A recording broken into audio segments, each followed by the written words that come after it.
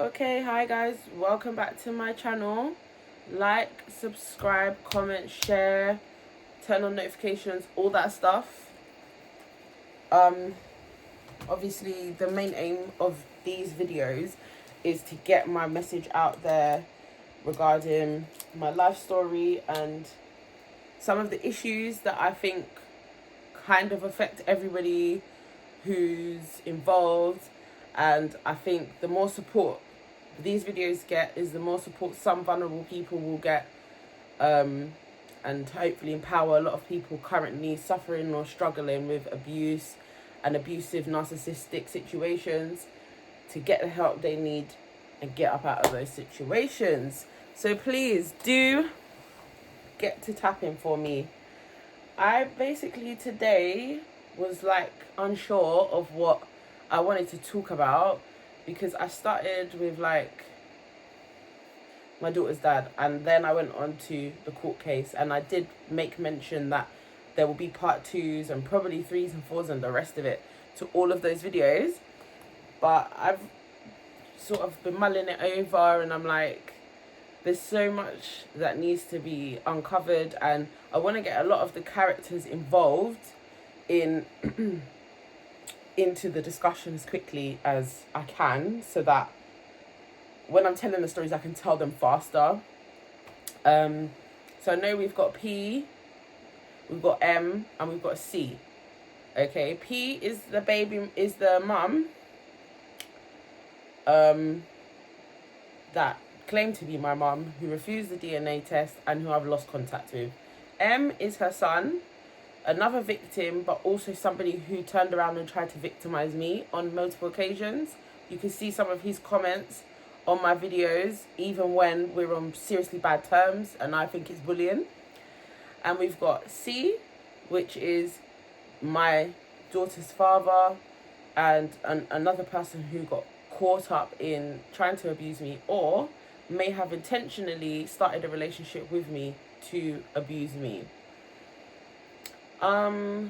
There's also the girl that I spoke about who found out what happened to me when I was 9 years old. That's L. We'll put that name out there. And for some of the stories, she might become referenced, or she might become relevant, because I was around her a lot during my early childhood, from the ages of about 5 until the age of 15. So a lot of the early stuff that went on, she was present for. There's some other people who I will introduce maybe later on in this video or another video. But today I think it's going to be important to, instead of moving on to part 2s, I'm kind of going to just talk briefly about myself a bit more, and just so you get a bigger picture of who I am, what I'm referring to, what point I'm trying to make with my videos, and what in fact is the problem here. So basically, my name's Asmara. My middle name is Makeda. Makeda is also the name that my dad, who is also L, but we will call him F because his nickname was F. So he was very sick. He was very unwell. He had a mental health illness. So he had a lot of portions of my life where he wasn't present. He was in hospitals. He was in and out of hospitals. He was very difficult to communicate with, and only sometimes did things make sense. And even then, it was very hard to understand some of the things that he used to say. And I never really got many answers out of him when I tried to do my inquiries later on in my teens. He did pass, sadly, when my daughter was born, the week that she was born. And I will just say rest in peace to him. A brief history on him is that he was very involved in the music scene. He's got family members who are very involved in the music scene. When we grew up, he was a DJ that used to play out. His house was very much like a party house, and there were a lot of people coming in and out of there. A lot of artists, a lot of local people, and he had a very sad end because slowly his illness caused him to deteriorate, and he lost a lot of people. But I used to get a lot of phone calls from him, like from the ages of 12 to 15, where he used to say that he felt people were trying to kill him. Or I don't know if I can say that word, so I'll just say M. People were trying to M him. He was a very interesting man, very wise man, very intelligent man, and apparently he was one of the first people in Jamaica to go to university, something like that, which I don't know how true that is. That's just a story that's told about him. So there's he was, I think, very well known, we'll put it like that. Due to his mental illness, I think he suffered a lot of abuse himself, and the issue surrounding his death, like, I really have seen a piece of paper which I was told was his death certificate or his coroner's report. It didn't seem like a genuine document to me, and it did not indicate how he died. It just said no cause found, but I've been told various things, and that's due to P and M, who were the last two people involved with him at that time. Again, I'll mention again, I've had a lot of threats myself.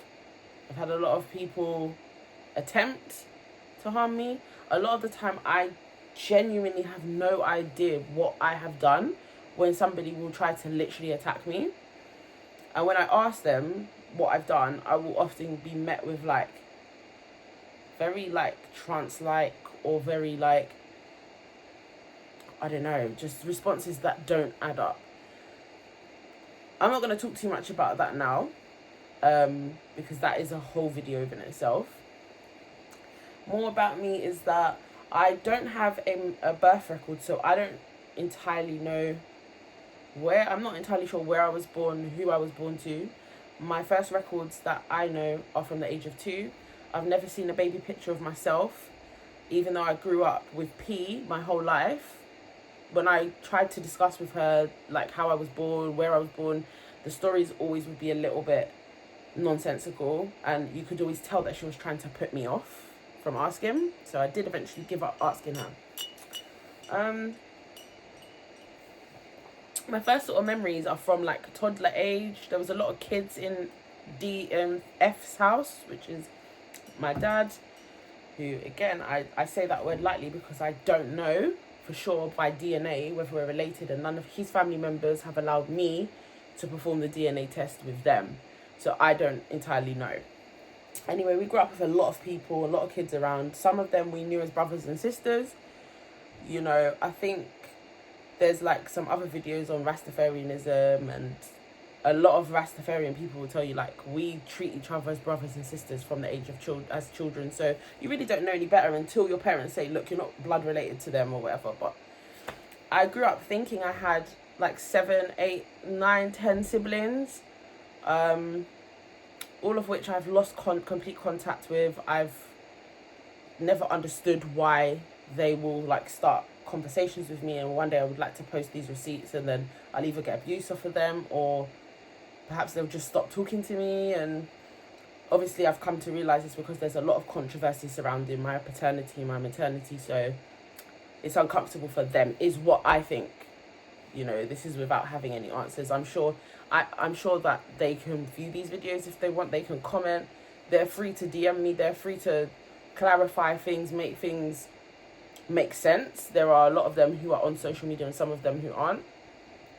Some of them I haven't met face to face ever. I just knew them as siblings over the phone, even because they live in different countries.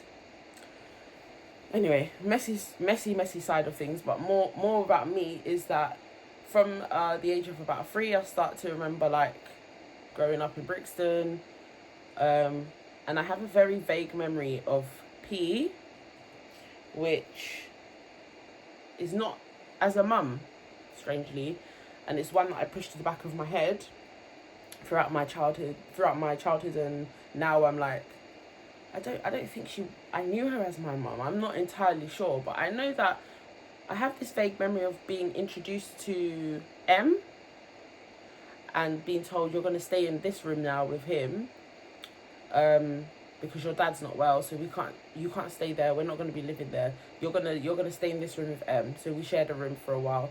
I think he was about 7, I was about 3, as I said.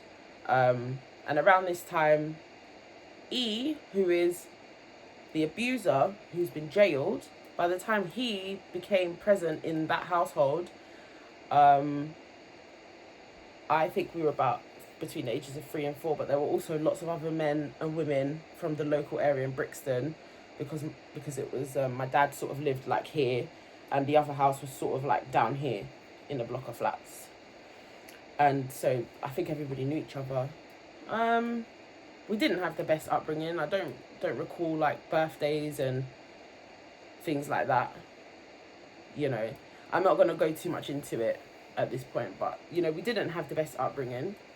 We weren't like privileged kids. We didn't do holidays, beach trips, things like that. Maybe we had a few experiences, but nothing to speak of. And I think I missed a lot of primary school living in that area. I do recall going to primary school, and I have a picture taken at primary school, I think at age 4 or 5. But I didn't stay there very long. And as I said, I shared a room with my brother. We were abused there. This man, he came and lived with us, or if he lived there or not, I'm not entirely sure, but he was obviously in and out of that house. And I think he was married to someone. I think that's what's come to light. Like the other children who came forward as adults and said, yeah, we'd experienced abuse from him. I think he was at their household simultaneously, and he was married to somebody. If I'm correct, I don't know who that person is. As I said, people are free to come across these videos, comment, introduce themselves. I've never been introduced to any of them. I've just been informed by the police of these things. So yeah, we then moved from that house in Brixton, nearby my dad. We moved far away. I think the story at the time was my dad was like stalking everyone. He was like so sick. He was so knocking on the door and shouting and screaming and trying to get access to us. And I do have memories of this, like him saying, I want to see my kids, I want to see my kids. We eventually left there. And I think with E, he started to really, really physically assault P. He used to beat her to a pulp. He used to, and right in front of our eyes, and we just frightened. Everyone, I think, was absolutely terrified of this man. And P's dad, who is, we'll call him B, although he's a dodgy character in this, he was present for some of our childhood, and we lived with him, as I said, in that house, the one close to my dad. That was B's house. And when I asked him, look, why did this all happen? Why did this start in your house? You know, you're a grown man. How can somebody come into your home and do this to your grandchildren? And he said, look, you don't understand. This man was terrible. He was absolutely terrible. I was frightened of him, you know. And that shocked me. That shocked me when he said that to me, age about 20-ish. I couldn't believe it, because I didn't realise, you know, this man's character. An important thing to note about that house and that block of flats is nearby this place, on the same road, there was the church. There's this church where I think we understood as kids that people used to meet up there to study like OBR, black magic. And he was a person who used to preach about it and teach about it, which is the abuser, E. This is what we understood. We moved away from there to Streatham, to a bed and breakfast.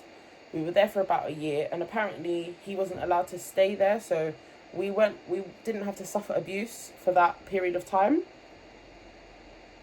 So that was like a year where we were safe. We were all sharing one room in a bed and breakfast, and although we didn't go to school at the time, we were not like witnessing abuse. And then eventually we got placed into a house in Streatham Vale, where it all began again. Earl then like made it very clear that he'd be coming in the house whenever he felt like it, and he would be taking P's money. She was working sometimes, and you know, she was always trying to do some things, apparently, you know. And yeah, it's really sad. You know, we used to see him coming in the house on a Friday and taking her money, and then beating her up when she's screaming and saying she hasn't got money. And she really went through it.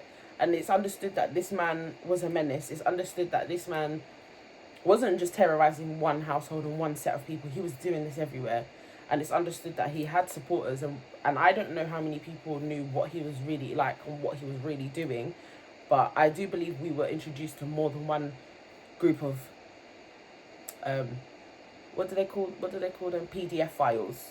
That's the safe word, PDF files. I've obviously had more than one experience with a PDF file, which is not, I've not had a chance to talk about it, you know, which is why I'm bringing it here, because as I said before, a lot of people growing up with me would not have known any of this. But yeah, it was, I grew up with just a load of PDF files, always having to protect myself from them, always having to fight them and tell them to leave me alone and scream and try to run away and all sorts of things. So that abuse went on in that house, where we attended a primary school that was a block away. I could put all of this in a map or something like in a later video to describe how the layout of the properties were. We went to a local primary school. Unfortunately, you know, I would not classify P as a good mum. She left us alone a lot and she never interacted with us, and I do think it's because of what she was going through, but I do think she chose him, and whatever lifestyle they were into together, she chose him over us. And I think she was aware of what happened to me, and I have said this on my TikTok, that she took me to his house the first time I was assaulted by him. She took me there, she left me with him, and she had a very evil look on her face, but I'm not gonna talk about that, as it's speculative, until I get a chance to explain the broader picture. And then I suppose you can decide for yourself, but I know what I think. But she wasn't a good mum. You know, we used to have to take ourselves to school in the morning. She never used to like comb our hair and iron our clothes and help us do things and do homework with us. None of that. You know, she left us. We were basically street kids. We were on our own. And when she felt like it, you know, when people were nosing around, that's when she would pretend to play the good mum. And it wasn't a good upbringing. And we moved a lot. After the abuse stopped, he was taken out of the house by the police, although he didn't serve any jail time at that time. I think he wormed his way out of whatever charges they brought on him, because there was a massive incident where he attempted to MP, and we all just were like, no, we're not doing this anymore. We've been through enough. You need to leave.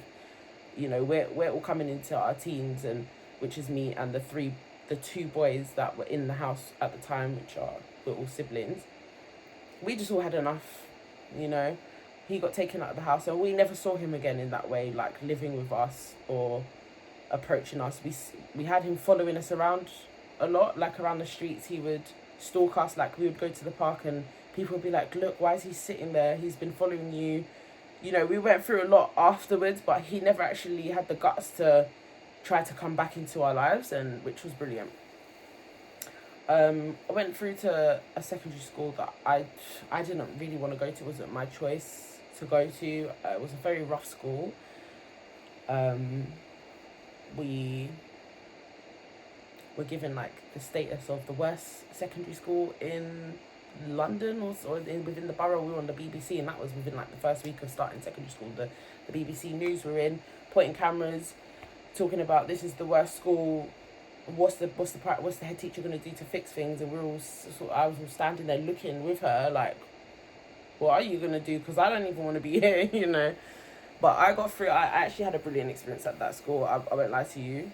I think it was a fabulous little gem, and I think for those who they had a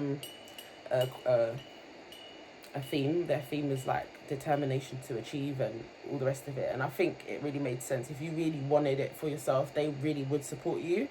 And I think they just wouldn't support people who didn't care that much about certain things. I won't say what or, you know, who, because I'm not one to judge. But I think as somebody who didn't have anything other than school, I didn't have family and proper friends and a life, being at school was my safe place. So I think I was taken in and treated fairly at school and given a lot of opportunities and chances, you know. So I got the bug for wanting to be successful at school, and I wanted to get my GCSEs, I wanted to do my A-levels, wanted to go to university. I knew all of that from being at school. I threw away any pipe dreams of things that were just going to drive me insane. And I just, like, you know, some people, like, when I was really young, I thought I was going to be a singer-songwriter, like, but I'm not saying it's a pipe dream, I'm just saying I knew that wasn't going to be the direction for me by the time the school had drilled it into me. Like, you still got to build your career and do things that are going to benefit you long term, which was my story. That's not the story of anyone else who's singer-songwriting and doing their thing. That's for me. So after school, I'm just checking the time of the video. Sorry. I'm not bored of you. I don't want to go too long and then be saying so many things that I forget what I've said. You know, I want to remember and I want to vibe with you on what I'm actually saying to you because it's important to me. But yeah, I'll do more videos on primary school. I'll do more videos on secondary school because all of these things are just the experiences I had. The experiences I had are the very things I'm talking about that are so important to the community. And a lot of serious things happened. And as I said, at some point I was pregnant during this ride. And if other people knew, if teachers knew, if other students at the time knew, they've kept very quiet about it. And nobody talks to me. Nobody has contacted me. Not through social media. Not through email. Not through anything, you know. So I think since I've put my story out there, I've noticed the streets have gone quiet, put it that way. And I think that something did go down back then that I wasn't quite aware of. And that's another reason I'm doing this, because of the amount of silence that's out there. I just feel like, I don't know if everybody knows the right story, but I think it's important for me to clarify. And yeah, so after secondary school, I went to sixth form. After sixth form, I went to university. I did struggle through all of those experiences. Please don't get me wrong. I had a tough time because I was always supporting myself. And I was in a picture frame with people who looked like they were supporting me, but really they were abusing me. So now that I'm free from all of that, I can talk about who I am and what I really went through. And yeah, I think the schooling and education experience was brilliant. And I, again, would encourage anyone who's been in a difficult situation, keep going with school. Keep going. I met the famous reggae artist Buju Banton when I was 15, and I met him on a whim walking towards my dad's house in Brixton. And I was talking like very briefly to him, and then I just said to him, do you have any advice? Like, and he's like, the only advice I can give you is to stay in school. and I it has stuck with me, because guys, if you feel you have no way out of the life you're living, see your schooling and your education through to the end. Don't stop until you get to that place where you're safe and yeah, that's complete and it's dealt with, and you've got all your paperwork and all your certificates, and yeah, and you're on the other side of needing help. You're now somebody who can help and support others and support your community. That's what I would say. But so in the middle of around sixth form, I met my daughter's dad. I was introduced to him through someone else, and I didn't exactly start a relationship with him off of meeting him. We spoke for a long time, and then it's a very complicated story, one that I would tell separately, but it wasn't a pleasant experience with him. I'm gonna put it like that. And it's again why there's a big question mark for me over his intentions and what really was going through his mind, because I don't think the things he was saying to me then were true. And I think a big part of me thinks he definitely was trying to make me think something else of him that is not his character, because his behaviour from then has said a lot. From what we were like speaking on the phone for over 6 months, and I refused to meet up with him, and I'm still like that, you know. And then I ended up in a situation which he put me in, which I didn't want to be in. And I just think, yeah, I don't have the answers from him, but I would rather put my story out there in the public, like, because you guys know what to do with all this stuff.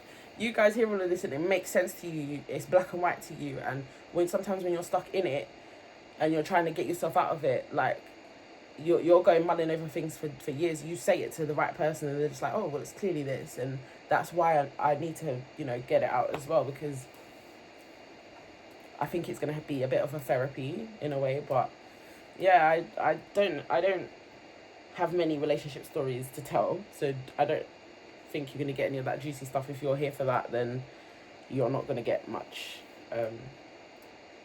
excitement in that way, because I've not had a very many relationships and interactions with men, boys, things like that. Yeah, so that's a bit of the backstory, just of my journey. Then after I was about to start university, after I was about to start, I ended up pregnant. I still went to university after I had my daughter, and I was still working to try and get it all done. I didn't have the best experience towards the end because I lost all of my support network. I was still granted a qualification. It wasn't the full qualification, but I still have gone on to start studying law now, which is looking promising. It's looking like it's going to work out for me. I did start some businesses in between these experiences, and my university has backed me all the way, but being left the way I was left at that time, I wasn't really able to get the most out of university. And that's it. I've been a mum to my daughter. She got very sick in 2019. She got an illness called type 1 diabetes. Everybody knows diabetes. Everybody thinks your child is overfed sugar. Everybody thinks you're a terrible mum, you just gave her chocolates and sweets. No, this is something that's dwelling within your body for a long time. It's something they don't know how people get it. They don't have a cure for it. It's not cured by... I think anybody losing weight and not eating sugar would help them with their overall health, but that wouldn't stop her from having diabetes if she cut carbohydrates and sugar out. It's just something that she's going to be dealing with for the rest of her life. So we've been told until they come up with a cure. There was a massive court case, which I spoke about in another video, and I'm going to talk more about. I have been going through some serious stalking and harassing. I do know some very popular people, but I don't necessarily know them personally, intimately. I just have a good rapport with some people. I think that's some of my law, if you like it. People think there might be a bit of tea there, but there isn't really. It's just me as a person. I think some people are very supportive, and they will support a person who they think deserves it. And sometimes I think that's how I've met some people. They just think, what, this person makes sense to me. So it's just me finding my tribe. It's not necessarily like me being some kind of popular whoever or whatever. I'm just a normal girl.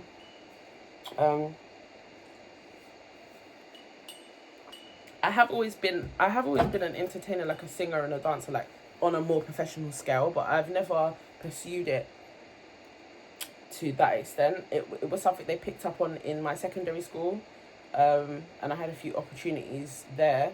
So I think a lot of people from my secondary school will know me as someone who, in the end, was viewed as a bit of a performer, if you like. It's just one of the things I enjoyed doing. I also was a hairdresser in secondary school. I was in the newspaper for hairdressing. Me and there were other women in my school. Well, they're women now, but there was a little group of us who all decided we were going to start doing each other's hair. And I'd been doing hair since I was about 11, but I started doing hair from out of desperation because I kept getting teased about not having nice hairstyles. So I think my journey might have been a little bit different, but I did start doing other people's hair for free. I did get some recognition for it, and I want to recognise all the other people who are really good at it as well. And I think I was recognised for... somebody's mum did say to me there's a competition and such, but you know how everything works. It's meant to be. What's meant to be will be, and that's what happened there. I'll talk about that in a video as well. I think it'll be exciting to tell that story. What else? So after with the court case and the stalking and harassing, that's more so what I'm concerned with now. That's the problem I'm dealing with, is I do have a horde of zombies that I think are out there trying to, and I don't mean to be disrespectful, but I do. I mean, out of all disrespect, like, there are some people who have literally set their sights on me and targeted me. And I am in court at the moment, with some cases to do with this, the stalking us, and it's not just something I'm saying. There are some individuals that have been extremely problematic. Some of them are high profile people. I don't know whether it's that deep, but you know, it's something that people go through. Sometimes you just don't get along with people, and I've clashed with some people, and some people have genuinely targeted me, and I think it is because of the connections that I said in my earlier video to the abuse and everything. So I am gearing up to tell those stories. Those will be the hardest stories to tell. I have started off talking about my daughter's dad because it's just something that kind of instigated it all, what I went through with him. But just, there are some people I'd like to mention and I'd like to talk about, you know. And that's it for today's video. I think I've covered the basics, and I hope I've given you a good insight to how I was as a child. I was very innocent, I was very loving, I was very kind, I was very quiet, and I just loved to sing and dance and perform and be creative. And I also loved to read, I loved to write, and I always just had it in my heart that I wanted more for myself and my family at that time. I used to spend all my wages buying Christmas presents for them, and I just always wanted to make them happy. And now I just take that all out on my daughter. I mean, I wouldn't say she's spoiled, but I've definitely spent a lot of my years like nurturing her and trying to build that good relationship with her. So I'm lucky for that, even though despite all the stuff I've been through, I'm lucky to have her. So I just want to give her a quick shout out and thank her for being a brilliant daughter and for being my family member.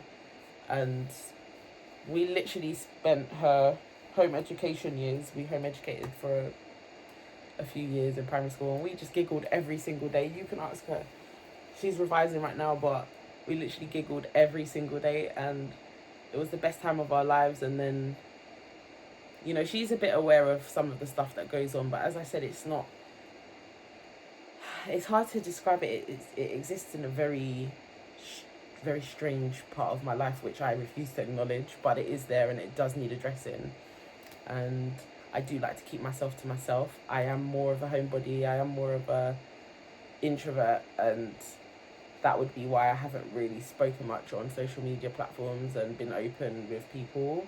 And hopefully now I can start to let that out a bit more and have a bit of fun as well. I don't just want to sit here banging on about sadness and abuse. But again, people who are feeling low, feeling like they're in need, I just want you to reach out for help. I want you to, you know, want better for yourself, and really don't let anyone think they can, you know, hold you down, pressure you, give you drama, give you aggro in your life. You don't deserve it, you deserve better. And that's what I tell myself every day. And, you know, thank you for tuning in and giving me 33 minutes of your day to listen to me. Thank you for liking, thank you for subscribing, thank you for turning on the notifications, and please stick with the channel and get to know me. I think, you know, I'll try to stick with the uploads. I've been doing one a day for this week, and it's going well, so hopefully I can keep it up. And yeah, have a blessed day, have a blessed night. It's night time where I am. Have a blessed night. Bye.